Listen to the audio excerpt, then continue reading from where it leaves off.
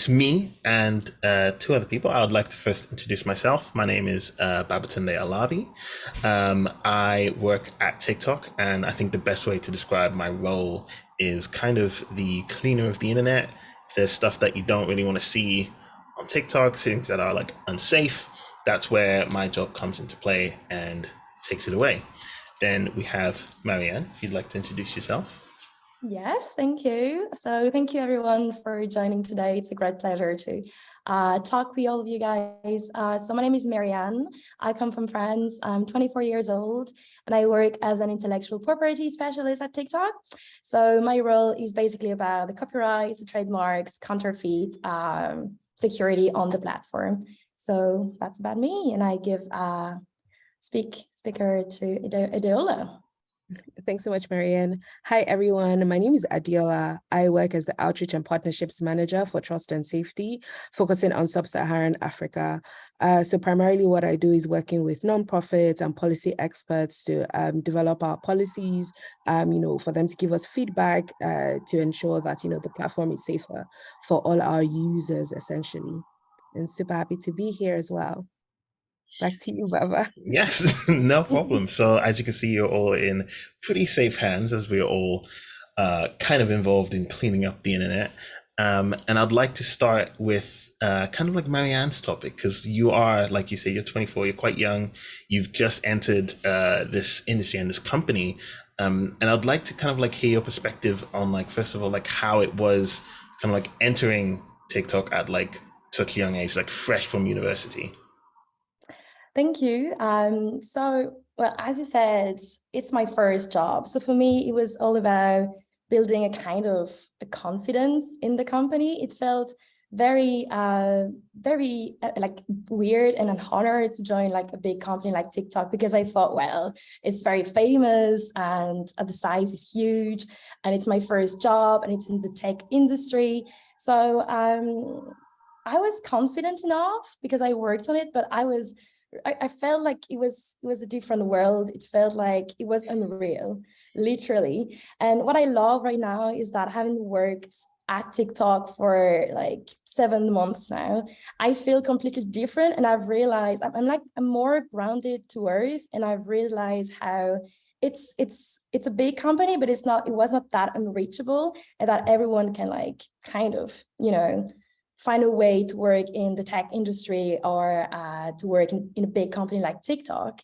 So yeah, I don't know if it was the same for you, Baba, when you first joined. Yeah, it was kind of similar. Like I already come off the back of like several different jobs, because like my route was definitely very different. Like I didn't finish my university from I actually dropped out of university, and then from there I did several like very well, they felt more remedial jobs. So like I started doing like a lot of call center jobs. So it was like cold calling, and in fact, to be honest, it was not the most mentally stimulating job. You're calling people, you're telling them where to go. And I kind of wanted more from that. And at that time, I was also still living in London. Um, so then my second company was actually Accenture, who had me contracted at like a bigger tech firm. So that was kind of like my entry in when I already had like some job experience. And then going into a bigger company was kind of like a step up. So it wasn't the immediate bam, I'm dropped into like a massive space with a big company. It was more first just like, okay, now I'm with a smaller company, where just like things are like very more personal. Like you're sitting next to like your colleague who's like a manager. Opposite you is like the CEO and founder of the place. So like you're sitting like within like everyone from the company, whereas like at TikTok is hard, like you can easily sit across like let's say Shu, like the CEO of TikTok. However, it is like a lot less like because there's so many people. And like Adiola, how was that experience for you when you joined like TikTok, or like your first big tech company? Yeah. So like personally, TikTok wasn't like the first big tech company I had been in. But I think for me, being it in a like startup-ish kind of phase, I know someone who describes it somewhat as like an accelerated MBA program of some sorts, because there's like so in some cases, like there are things that aren't in place at all, and you're basically starting from scratch. So I think for me, it was just more about the challenge, and even seeing how people were so collaborative. I think it was very refreshing to see, like when I started here. So it's been an amazing journey so far. Now, like things are becoming a bit more mature, processes are being put in place. So it's really good to see how, things have changed from when I first joined up until now, and then looking forward to the future and to see what the possibilities may be. Yeah, no, you're absolutely right with that because I've heard from a lot of people that started with TikTok, especially in Ireland and Dublin, where like we're based. A lot of them started, or a few of them actually started when TikTok here was about 50 people in an office. Like it was literally one floor, like very small, and now it's just like about 2,000 people, several floors, like all doing very different stuff in very different departments.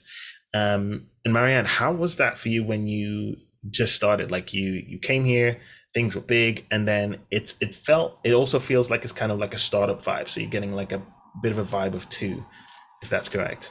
Yeah, that's true. I was actually going to say, so for me, it was interesting because, well, most of the people around me had years of experience and they knew about how the company world would work. Oh, I'm sorry, I have my phone in the background. I'm so That's sorry, we fine. have problems with this. Okay, so wait, I'm just going to wait a Yeah, little bit. that's fine. I can kind of like mine take over from there. Because like I know like when I first started, for example, it was already quite established. Like I came in when there was about 500 people, and I think my batch was like the batch where it was from 500 to 1,000. And it felt like things were in place, but it was still new. So every day we were like developing, doing something new, and like because I was also new together with everything else, it felt like for me building that confidence to like do stuff was a lot easier. Do you feel that was like the same on your side as well? It was. So actually, when I joined my team, we were very, very small. And I thought like, wow, there is so much work to do, which was great actually, because I needed this as a new graduate to prove myself I was capable of doing stuff. So there will always be a lot of work to do, a lot of improvement to provide. But the fact that it was brand new and brand small was actually a better opportunity for me to embrace and to grow kind of my self-esteem. So I know that I've allowed the team to grow in the past 7 months because it was super small and now it's grown bigger.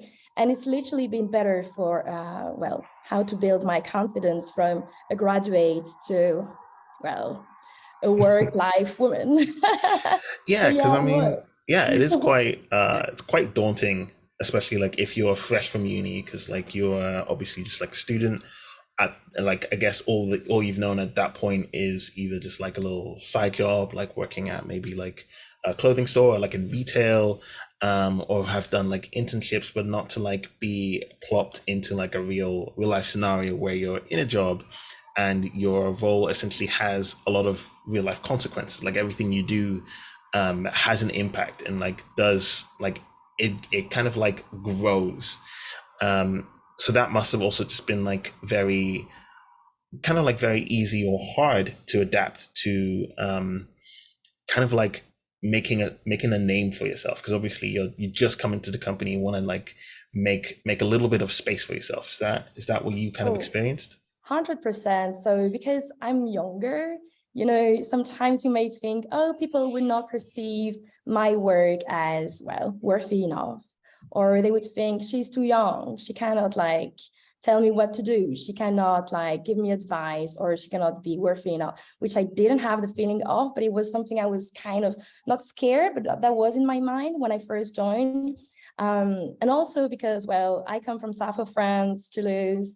It's not very international, and finding a way to work in a big company like TikTok where people come from all around the world with plenty of opportunities was a big move. It was a big move, even as a graduate who traveled in different countries, right? It feels like literally nothing can be unreachable.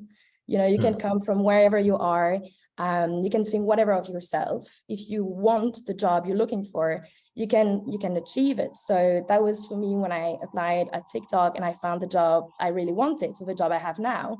I will always remember when I first read the job description. It was very interesting because I was like, this is perfect for me. Like literally on paper, this looks perfect for me, but it's TikTok. It's huge. There are many people who are going to apply for it. I'm just a graduate. I don't have like proper job experience, as in I was working as a student. And still I applied, and you go for it, you dare, you never give up, you do the best, you forget every doubt. And well, here I am, lucky enough, but that was very interesting. No, that is definitely a good point to bring up, because often you kind of like hear the words of just like, oh, I can't get a job because I don't have experience, and like to have experience I need a job. And like a lot of students that kind of get like stuck in that remedial cycle of just like, oh, I don't have a job because I don't have experience, and I don't have experience because I don't have a job. Like how do you look at this kind of like cycle, and how did it like knock down your confidence when you were applying? It did. To be honest, it took me 4 months to find the job I wanted. Literally after I graduated, and I looked all around Europe. So I looked in France as well. So to all people who struggle and are in this phase in their life after graduating and they don't get the job they want, it's normal. Never give up. Keep looking for it. And the most important was to know and to focus on what I wanted, to visualize the perfect work, the perfect company, the perfect job, and to fight just for this one. Because I had many job interviews that failed, or no answers for big companies or not big companies, that the job description was perfect for my profile. And when you don't get hundreds of responses, obviously it does affect your self-esteem. And you question everything. You question your studies, you question all you've done so far, you question what you're doing at the present moment. And that's exactly where you have to keep going and, write down what you like, what you want, because somehow, someday, someone, and even if it's a big company like TikTok, will see you and will think you are capable of. So unfortunately, in the current market, sometimes they ask for 1 to 2 years experience, but it's not an end at all. If you're motivated, if you want the job, you will get someday, even if it takes a year, even if it takes 6 months, somehow. I don't know if you've had this kind of moment in your job experience of, it's blurry and you don't have anything, you don't know where you stand, right? I've definitely had that. Like when I was applying myself for like these jobs, sometimes I couldn't think to myself like, oh, what had I learned at this job, or like what had I learned at that job? But then like when I transitioned into another role, I was still capable of using those things, but in like the transition, I wasn't capable of identifying like, oh, actually, what had I learned at university? And it's like kind of like a really good point to sometimes think about like, cool, you might not have the experience, but you absolutely have the knowledge. And once you have that knowledge, it's always good to kind of like really get confident in that knowledge, to be like, no, actually I do know it. I'm putting my foot down. Like, yes, I don't have the experience, but what I lack in experience, I have in knowledge, readiness, and like they always say, youth. That's always a thing to focus on. True. And like another thing to focus on is obviously you always hear the term of like, it's not what you know, it's also who you know, and how that is very quite important in like looking for a job and like getting insider points. And I know, Adeola, you've really been focusing on like networking and like really kind of like expanding your network in kind of like your favor. And like I'm wondering like how have you been doing that actually? How have you been getting out there and expanding your network? For sure. And I would want to like add to what was discussed just earlier. Like usually when you're in that transition, one thing that I found very helpful, at least for me, is volunteering. And funny enough, the job before TikTok at another like big tech company, I got it through meeting someone volunteering. So in those opportunities, you're increasing your network, you know, even though you may not have the job that you want at the moment, you know, you're just, you know, putting yourself out there, meeting people, volunteering, you know, however shape or form that you know, you can. And then like when you now get the job, so like even when I started at TikTok and, you know, I had to like for a moment try to understand the lay of the land, but like most times it's better if you go through talking to someone who is a bit more experienced, like a leader or someone who's like a couple of maybe levels above you to first understand, okay, how was their own journey like, you know, because different people have different like experiences, but like the best way, at least that I've been able to cope or learn, especially, you know, in times when maybe I'm struggling or maybe I'm having a bit of self-doubt is, you know, first, you know, identifying like one or two mentors, and they may not necessarily have to be like the most senior people. It could just be, you know, someone who's like a few levels above you, who's maybe doing something that you're interested in, or you've met them, or they have a good reputation, or you feel like if you speak to them, you'd be able to increase your network, or even have someone, you know, advocate for you in rooms that you're not in. And in those little moments, you know, it really helps, even in like really challenging periods. So like maybe during perf and, you know, you're not really sure how best to structure your answers, to you know, highlight your accomplishments. You know, these are people who are seasoned professionals who have done like thousands of perfs, you know, or they've even reviewed other people. So, you know, they can give you like insights into like, you know, different tips and tricks, you know, that you can do to position yourself better. And then, you know, even just setting up, you know, even if it's a monthly, you know, you ask them, you say, oh, would it be okay if we set up like a monthly call, at least in sync with them? You know, you can share some of your progress and, you know, just form that kind of bond, because you never know when next, you know, you can meet the person or what other opportunity may be open, you know, for you within the company or even, you know, outside the company that, you know, they could put in a good word for you. So I think it's always very, very important to like not be shy, be confident, go in there. You know, the worst thing, you know, the worst thing that they'll probably say is like, oh no, and not this time. But you know that at least you tried, and you never go back thinking that, oh, you know, what if, you know, I did this, you know, at least, you know, you just tried.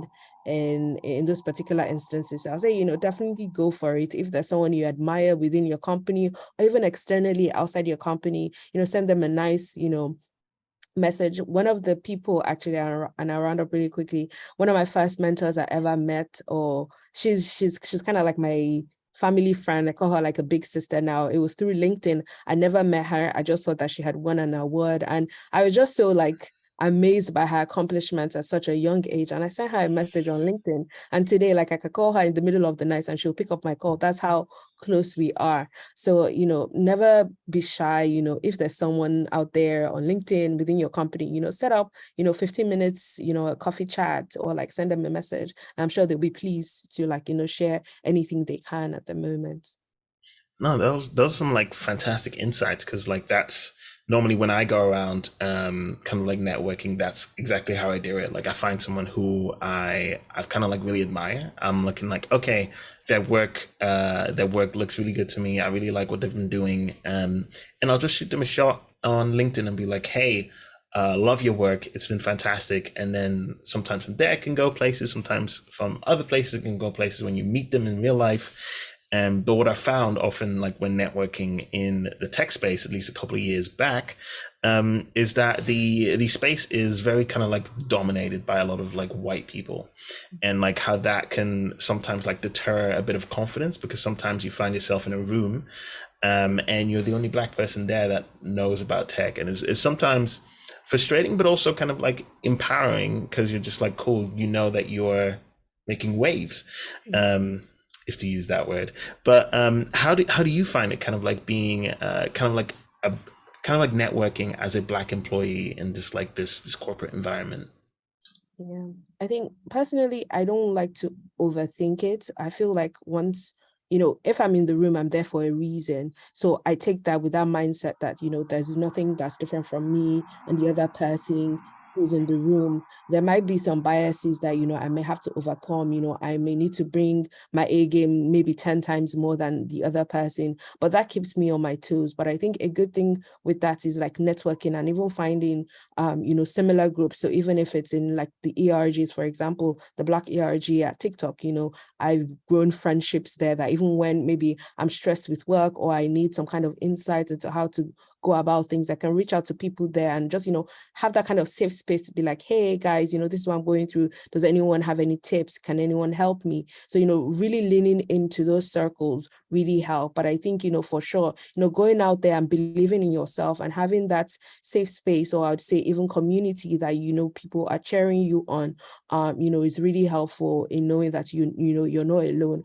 And I also want to emphasize another thing is like paying it forward. So even though now, like I've maybe 9 years now experience in the workplace, I have people who reach out to me who are fresh grads and like they're looking for their next big break, mentor them, refer them for roles, be that big sister or big brother, to those people who they may have questions and, they may not even have people within their family or their network that they'll be able to speak to, but just, understanding that, you've once been in their position before, you were just trying to get that one big break. So, really looking out for other people as well really helps. So at least grow, because that at least, okay, when I've referred this one person, there's more of us like in the company and like, and so forth like that, just keeps going on. And one day it's going to be a journey. It's not something that's going to happen just like that. But, it's something that I'm really looking forward to see how he progresses, especially in the tech space as well. Yeah, that's a very good point to bring up, because I remember first starting at TikTok, and when I met my manager's manager in like this massive call, and when I saw it was like another Black person, there was like a sense of like, aha, like this is like a good space for me. Like, yes, I'm like, it's not like there's an invisible wall where it's just like, oh, okay, I can chat as much as I can, and then I might hit a spot, and then that's it, and get stuck there. So then, like, knowing that, I'm always just like, whenever I went back to London, for example, I went back to my old school, and again, like you said, paying it forward. I did like a little mentorship with a couple of like young kids, and they were asking just like, they were asking what to do for uni, what to do for this, what to do for that, and just kind of like giving them guidance here and there, just to help them, to let them know that like, yes, like if you're going in that direction, there are people who've like paved the path before, so you wouldn't be alone in that. And just to ask, actually, Marianne, have you found yourself to like be alone in that, or have you actually found like other people who have also like paved the path for you before? So actually I was going to say it's very interesting about contacting LinkedIn people on LinkedIn, because when I first applied at TikTok, I think that I contacted the head of one of the big, the whole trust and safety hub on LinkedIn, and got absolutely no answer. And I thought, oh, wow, is it going to be counterproductive? Is it going to be the opposite? They're going to think I'm a stalker or whatsoever. For me, it's rather the opposite, as in terms of networking, I've always done things more on my own, and I've never been used or taught how to contact people. However, something very interesting you talked about is about when you enter a place and, it's full of white people. I don't know, I've never really I think I've been taught here that whatever my color is, I should never look for it. So it's kind of like, it was very pleasing to see that there are a lot of Black colored, a lot of diversity at TikTok, because, well, you do feel more comfortable, but at the same time, I don't think that color, our skin color, should be something that interferes in whatsoever in what we do. So even if there is a room, a Black woman, even if there is a room of old white men, jump in it, and that's the way things change, I think. So that's why the tech industry is, and TikTok is so modern and such a great environment, because it's open-minded, but it took, it took time, it took people who dare, it took people like us who didn't see their skin color to make things change. And that's how we're gonna make it grow bigger as well. I don't know if you relate or... Yeah, no, I absolutely relate, because a lot of the times, I think especially early on in my career, like just when I was in a completely different industry, I was actually looking towards going into like the insurance industry, and there I feel like I was the only non-English person actually in that industry, like doing internships within like the companies themselves. So like for me, often it was like a very kind of like a stand-up moment of just like, no, I'm just going to do it, be myself, go through it, um, and just like continue it without being like discouraged. And at no point, luckily for myself, at no point did I found any discouragement, which was something I like to like think about as like a little success point of just like, wow, I managed to like get through that, and there was nothing negative throughout that experience, which is a great thing. It's kind of like what I want to ask Adeola. What does Black success like really mean to you? Mm, I think, to be honest, is first of all, as a Black person, just going for whatever it is that you believe in, that you want to do, not holding yourself back, and just being the best at it. And I think there's a place for excellence. Just because you've been given an opportunity doesn't mean that you should, sit on the laurels and just, relax and be like, oh yeah, I'll do the job. But always constantly, trying to push, for better in every opportunity that you see yourself. And I think, like I mentioned earlier, for me, I want to see beyond myself, and what I'm doing is like, I want to see what I'm contributing to my society, how I'm helping other people who, look like me, are like me, are, providing them with tips and, some of the lessons that I've learned, so that, they don't make the same maybe mistakes that I made, or they learn from my mistakes. So just being that, being available to those, to those types of communities. So even if it's through like volunteering, or even speaking at events like this, sharing my experiences to let them know that it is possible, because there are people who have gone ahead of me as well to do, things. And then even me being in the room right now doing what I'm doing is an encouragement to them, to know that, there are opportunities for them, in the future. And just like constantly going for it, and, not letting anything hold you back, and just going ahead and doing the damn thing, if I may say, to be honest. It's just really going for it and not letting anything, hold you back. No, that is a very excellent definition of Black success. I really love that. What about you, Marianne? What does Black success like really mean to you? So for me, that's something I've kind of seen here at TikTok. So the opportunity, just like Adiola said, to talk right now, and that, the community supports each other and enhance everyone to be at its best. That's from where it begins. When I did my first year of master, I did a year on Erasmus in Lithuania. So for those who don't know where Lithuania is, it's just beside Russia. And going there was a huge, huge hard work, because, well, diversity doesn't exist there. And being able, to show myself in these places, these territories where, well, Black people are not being seen, where Black people are not, people don't know about them, or they see sometimes them as under workers, which is completely untrue, this kind of stuff. Going there for me was kind of a success to fight for it, and to show that I was capable of it as a Black, as a mixed woman. I was like happy to just succeed, to be great in everything I would do, and to just represent Black people as being successful in general, even mainly when surrounded sometimes with just white people, just to also show them, look, I'm here and I can do it just as well or even better than you. That's more of my definition of Black success, so that my color doesn't stop me. And also in front of people who would be white, I would be like, well, I'm also as good as you are. So No, I love that definition of Black success. It makes me kind of hopeful. And I'm gonna be a bit cheesy and say that like my version of like my definition of Black success is a bit of both of you guys. I know it feels like a cop out, but it's kind of like, for me, it's really about the small successes in life. Like, for example, yesterday, shout out to my barber. I found a good barber. Great success, especially here in Ireland.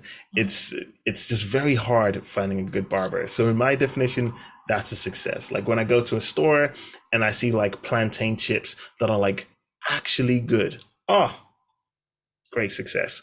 Like if I come into like my company, and like I said earlier, like I see my manager's manager is like another Black person, I'm just like, yes, cool. For me, those little things, just the day-to-day things that go by, that for me is just like Black success.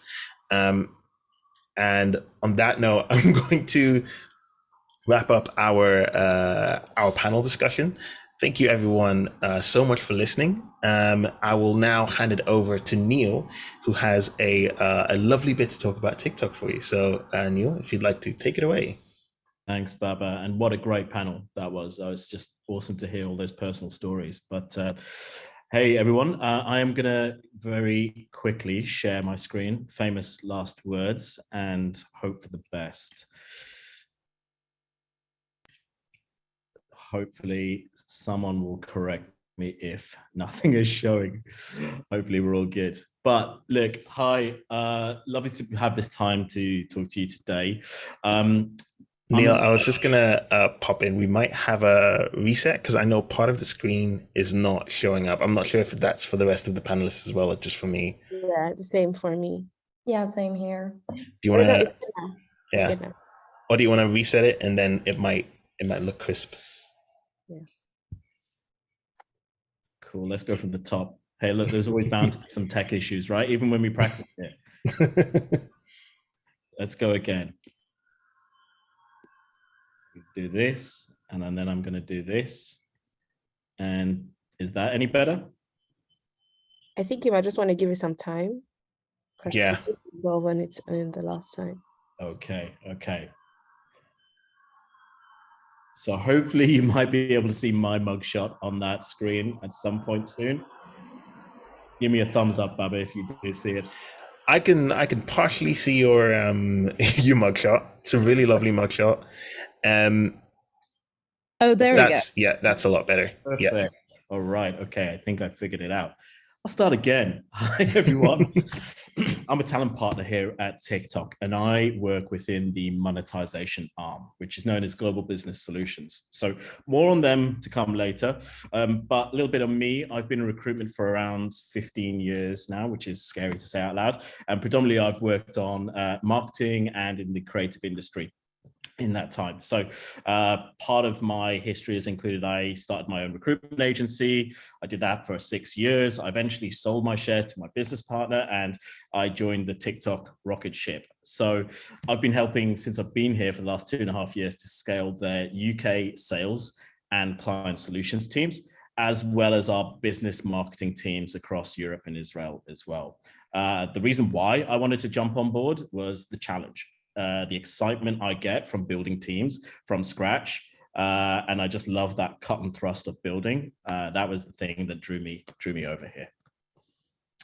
So we talk a lot about internally about inspiring creativity and joy, but we also push that out externally as well. It's part of every part of our messaging, and that's something that we look to live and breathe. So what I want to do today is talk to you a little bit about life within TikTok, life within GBS specifically, some of the roles that you might find and opportunities that we recruit for, and then also a little bit about our ethos as a company as well. So essentially, we have a potted history of around about since 2019, 2018, TikTok was really beginning to accelerate its growth. And in that time, we've developed ourselves to be top of the app stores all over the world, leading destination for mobile apps. And you can really feel that scaling happening, not only obviously through the popularity of the platform, but also internally. There's just so many people around the business that you get to work with. And it's been obviously great fun for me to be at the front end of that, being part of the recruitment team. So what is, and this is a question we get asked a lot, what is life at TikTok really all about? So I'm going to focus on global business solutions, which is, like I said, the monetization side of TikTok. Now, GBS for short, we love an acronym here, is essentially, like I said, where the money is, and that's where we go. The primary method of monetization within GBS is through advertising on the platform. So I'm sure from scrolling on your FYP, you'd have seen some pretty cool native ads on the platform. So whether that's brands like Burberry, through to JD Sports or P&G to Off-White. The way that we make advertising happen is through brand partnerships.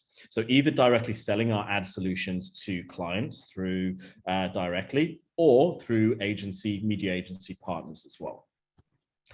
Essentially, GBS is made up of a lot of salespeople and a lot of marketers, which is great because what it then brings as a company is a very vibrant workplace. You have those effervescent sales personalities. You have those brilliant creative minds as well. And you have all of that coming together. And then you have the relationship carriers, those who work in client solutions, who ensure that these partnerships are long lasting and profitable. So it's a real mix of competencies and diversity within the GBS team. Often we get asked, what do I need to do to get hired here at TikTok? And specifically within GBS, I think there's lots of different ways you can go about it. And the panel discussed really some really useful tips about how to get noticed. But to specify it around GBS, I think a background or a familiarity of digital advertising will certainly benefit you. So like knowing your CPC from a ROAS, that's definitely going to help.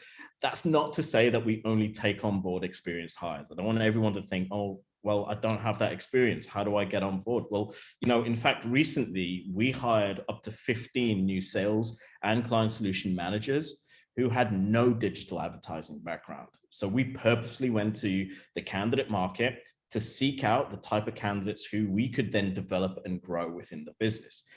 And we're going to give them that training. We're going to give them that education to help them develop those digital advertising skills. So you can certainly take that approach in applying for those relevant roles. You can also give yourself a leg up by taking industry-backed courses. For example, the IAB, which is a network within the advertising industry. They've got a number of fantastic resources and courses to help you get ahead in digital media. We also look for commercial thinking as well, how you approach objection handling, and that's something you face quite a lot in sales, as well as bringing a well-timed solution to a client. In sales and client solutions, you get through a lot of presentations as well. So having an ability to create a visually engaging deck is a skill set that will go a real long way once you're in the GBS business.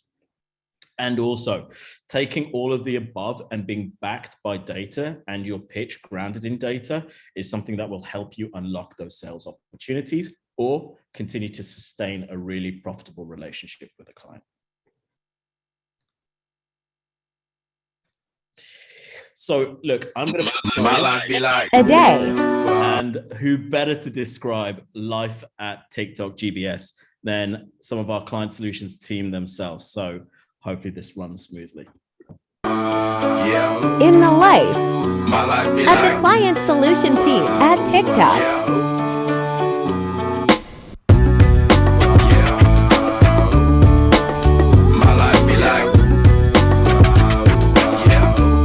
Share success stories of brands. Brainstorming. Share insights and analysis. Discover trends. Help brands planning their strategy. Now it's time. Low key and staying candid. Reflect on all the things I try my hand at. Search for the equation to persuasions I'm used to. Find a comfort in the zones of clouds. Brilliant. So the other thing I wanted to touch on as well is our Bite Stars. Now, these are our core company values, something that every employee at TikTok is familiar with. These are core values that we also look for when we're recruiting as well. So some of these will be quite self-explanatory and don't need too much more explanation, but I'd say two of the ones which mean the most to me, always day one, because that is a perfect encapsulation of how things change quickly at TikTok. TikTok is notorious for being a change environment. And I think as part of our first phase of building and growth, it's been really useful to embrace change whilst being in the business. The other for me is also, and as the panel beautifully put it, is championing diversity and inclusion. I think for me, the other rewarding thing of coming to a company like this is the way that it's thought about. And I can now see from a recruiter's perspective of how it's implemented as well. So how do we think about diversity and inclusion when we go to recruit? So for example, when we interview, like, are our interview loops diverse? Are we thinking about that when we're representing ourselves to the outside candidate market. So it's been great to see how that looks from a candidate when I was being recruited, but then also now being in the business, looking after this, and how we can help reinforce this and educate the business to maintain that thinking as well. But look, I've taken up a lot of time talking to you today. So look, thank you for your time. Please do remember to check out the Careers TikTok page as well. A lot of our opportunities will be posted there and also across on LinkedIn. But otherwise, I'll stop there and happy to, I think, go into Q&A. Is that right, Baba? That is absolutely correct. It is. It's your favorite time of the day. It's Q&A. I'm going to start with some of the questions. The first one here. If you do network, what have you found to offer as a token for them in a way that is like a give and take? That's one question, and I presume it is focused on the panelists. So I'll start with you, Adeola. I don't know. This is a bit of a strange one. I don't think I've ever like given a token. I think most I've done is maybe just send a thank you note, thanking them for their time. But I haven't ever like given a token or a gift. Just really thinking hard. No, it's not something that I've done. Not that it's not possible. You could gift, someone, find a nice corporate gift, a gift card, something to just say, hey, thank you so much, for spending time with me. It's not unusual to do it, but it's not just something I've done before. But I think it does go a long way, especially if maybe getting to know them, you understand that maybe they're a big football fan or they like, this particular musician, and you find, something that, could show a bit of, I don't know, the fact that maybe you are paying attention to them or just being thoughtful. It might go a long way. I don't think it would hurt, but I don't think, because you may never really have the opportunity to give them anything back in the immediate term. But I think, just always being thankful and grateful for, their time and being appreciative and respecting, their time as well is something that would definitely go a long way. Yeah, I'd also like to add on that because like I also don't normally like give tokens because like my mindset of like networking is like the way I have my mindset out is to actually make friends rather than to like network because that makes the whole thing like a lot easier. Of just like, cool, I'm out here going to get to know someone in a more friendly nature, so then it doesn't. It's still kind of like a quote unquote give and take, as most kind of like friendships are. You give, you take, you take. But it's not like a strict give and take. It's more just like, hey, we're friends. In the long run, you gain a friend. In like a business sense, you've gained like a good network, a good networking partner. So like all in all, that's kind of like my mindset of going into it. I'm going to move on to the next question, and this question is aimed at Neil. Is there an acceptable length of time to have a gap of unemployment in your CV? There's no sort of right or wrong. I don't think there's no sort of like prescriptive way that a recruiter would look at a piece of a part of your career history as being a gap. What I'd definitely encourage anyone to do that does have gaps, and look, gaps are the reality right now. We've all had those moments where we're in transition. Those gaps may be short or longer for whatever reason. I think it's always a good way to just highlight and address it and try not to sort of run away from that gap and just kind of say, look, this is what I was doing in that time. This is what I was doing in my time, whether it was sort of looking to upskill, whether it was looking to develop sort of personal projects. I think it's always a really good idea to show an employer that you're not just sort of, sat there and you're still sort of waiting for an opportunity. So, whatever it might be, always address it, be open and honest about it. And I think that'll be widely regarded and respected if you do. No, that is perfect. Thank you very much for those insights. Then for our next question, any tips for someone who's easily intimidated? There are a few people I want to connect with, but the status intimidates me a bit. And I'm going to hand this question over to Marianne. Yes, thank you. Well, I understand where it comes from. nothing to do with it. But one day I watched an interview from Rihanna, and the journalist asked her, what do you do when you feel down or depressed or sad? And she said, I pretend. And I think this is a good sentence to remember every time of your life in your doubts. If you feel intimidated, you pretend you are not intimidated. I cannot give you an example right now because I'm not the kind of person to be easily intimidated, which is luck. But I would say the person in front of you, people may look mean, but they are mostly nice. And worst case scenario, you don't get what you want, but go for it and don't let intimidation stop you, because in life you go for what you want and that's all that matters. No, yeah, absolutely agree with that. I'm very much the same. Like I always say, it's like building confidence is a thing that you just have to do. And in a way of this, it's not just like, oh, you're doing this, just do it. It's more just like the only way you can actually get more confidence is simply by doing. Like if you don't go and like literally talk to that person you really wanted to talk to for ages, you're not going to gain the confidence to do it again and again and again. So like the best way to do it, I remember my first time, literally close your eyes, walk up to that person, and then just start talking. And then, yeah. Marianne, were you going to say something? Yeah, sorry. I just want to say as well that sometimes people may have status, but status doesn't define like cleverness or whatsoever. And more like what I've noticed with experience is that people who reach some kind of level have worked for it. So on the other hand, they would be trying to understand you and to help you because they may have struggled as well. So on the other hand, someone with status is not necessarily intimidating at all, but it can be someone who is more understanding than you think would be. Cool. Then for our next question, have you experienced trying to push for new things and such things as just new things in the workplace whilst experiencing resistance? How did you deal with that? I'm going to pass over to you, Adeola. Yeah, I think this is something that you would typically find in any workplace. It can happen to anyone. I think, do your research, have case studies of where it had worked before, or even just ask, let me do a pilot, let me test this out for a few weeks, let me see what it's like, you monitor it and, give your results.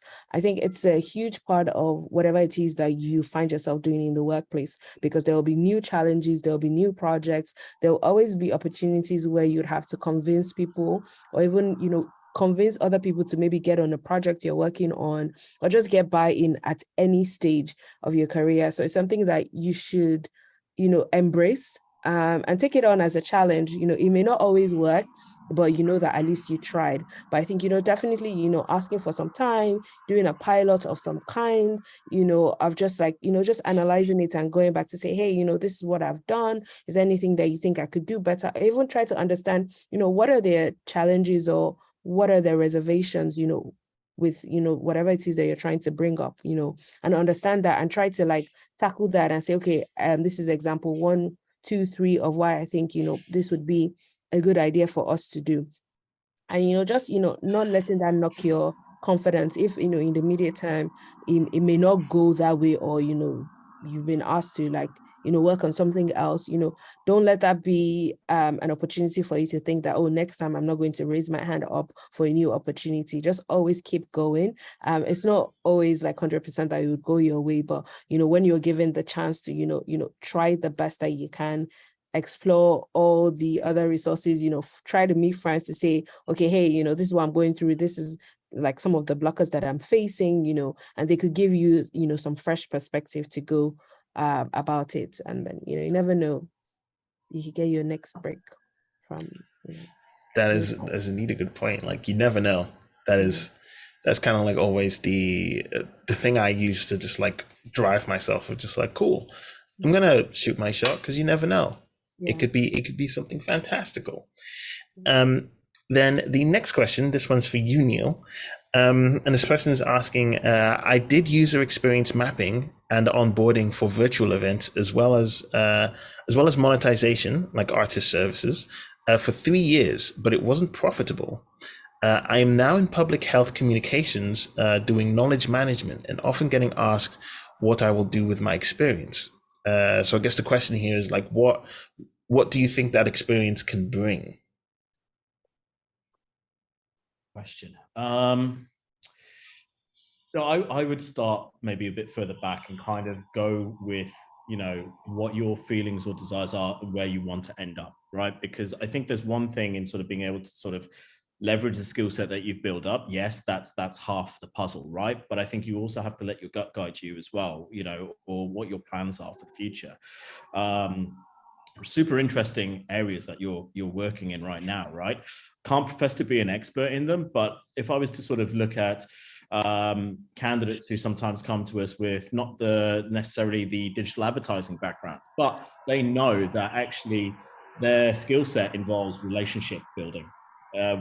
Like I referenced in my deck, we had an assessment center recently, and actually one of the people that we hired was a great case study where they worked in retail for 4 years and they didn't have any digital advertising experience, but they knew how to build customer relationships. It was the right level role that they applied to, and we had absolute belief and faith that we'd be able to train them because they had the attitude, they had the aptitude as well. So sometimes it does take kind of like a little bit of a reassessing of where do you want to go, what from your skill set, from a competency point of view you want to leverage, but then also kind of what natural skills that you're able to bring to an opportunity as well. So, go back and sort of reflect on where you want to end up, what skills that you want to leverage.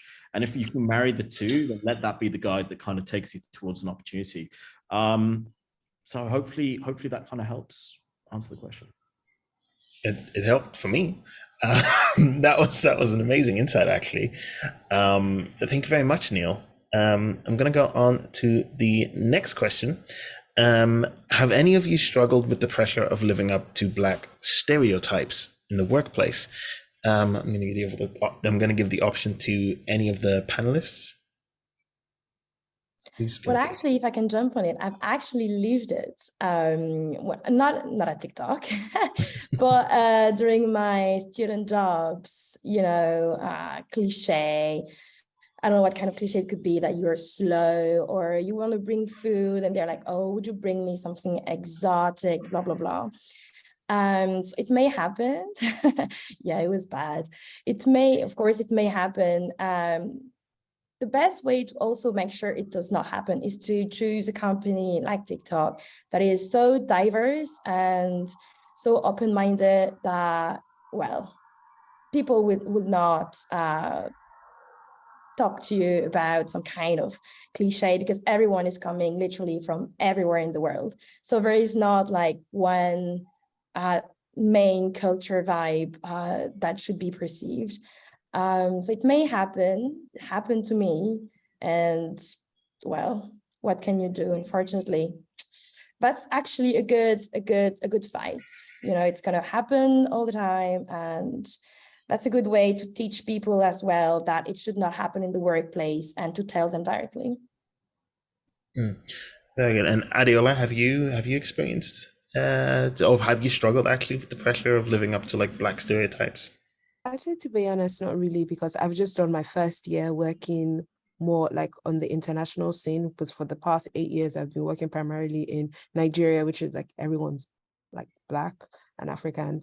So not really. I think the thing for me is just being yourself, in those situations. If you find anything that makes you uncomfortable, step away from it. Know that, people may just be confused or may not be as educated in dealing with that, whatever situation it is. So like, sometimes you just need to forgive some gaps, that you may have seen, and just, keep thriving, keep going, and just, put your head down and, do what you need to do and go for gold, really, and not let those things, phase you, because there will always be like some challenges or some resistance or some biases or people who may not understand you very well, but that shouldn't deter you or make you feel less than.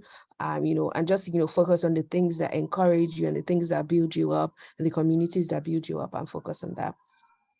No, those are excellent insights. Because I know for myself, for example, I've had like a very similar experience to Marianne. I just did education in the Netherlands, and although the Netherlands is quite diverse, there is still like a lot of polarization. So it does come across like if you do go into like a workplace, you often get asked like those very stereotypical questions, just like, hey, like what exotic food do you have today if you bring lunch? Or like having people really incessantly want to touch your hair, like very, very just like annoying things. Um, which, it's kind of like that's the chance where you can get to educate them of just like, hey, actually what you're doing, not okay. Um, and I've often found in times when if you don't give in to those like stereotypes, if you're not just like, oh, okay, I'll just let it happen, you actually tend to get more from it. Now, obviously, that depends on where you go, where you are. But I would always say just like if that ever happens to you, go against the stereotype. Like tell people that hey, this is actually not okay for the workplace. So yeah, I hope that gives you a lot of insights. We're gonna do two more questions. One of them is for you. Oh, I'm gonna ask this one to you, Neil. What advice would you have for someone looking to pivot into a new role that's different or adjacent to their current role? And do you think it's difficult to transition from a role in an industry like finance to a place like TikTok? Yeah, really good question. It's common in any industry. I think people want to sort of, a career isn't a linear path, right? So we all take pivots and turns and sometimes U-turns along the way. I think it comes down to firstly within TikTok, I just want to address sort of internal mobility as a massive, massive piece of what we advocate within this business. So whether you work in trust and safety, whether you work in GBS or TikTok corporate, we're big advocates of moving internally, looking for internal opportunities, and that can sometimes mean really making a massive pivot within the company in terms of what you're doing from one job to another. So that's something, when you're within a company such as TikTok or other companies like us, then look for those internal opportunities because sometimes it's an easier conversation to start than it is when you're coming from an external point of view. When you are coming from an external point of view, I think, again, it is, like I referenced in my previous answer, was about sort of leveraging the skills where you feel like it may have an advantage to you in that new career that you want to take. So I don't want to sort of be like a naysayer and say, look, it's going to be really hard. Look, this already, right? You've decided to take that pivot, but I would invest your time in thinking about the ways you can leverage what you can use from your arsenal, from your skill set to then bring over to a new position. And look, the panel's spoken brilliantly about leveraging networks, how to network and things like that. So combine the two, but be brave and be emboldened by the fact that people make these pivots regularly, and use LinkedIn. LinkedIn's great. You often see where people started doing one thing and they've changed to doing another. That could be your opener. That could be the way that you sort of make a connection, say, hey, look, I noticed you went from A to B. How did you do that?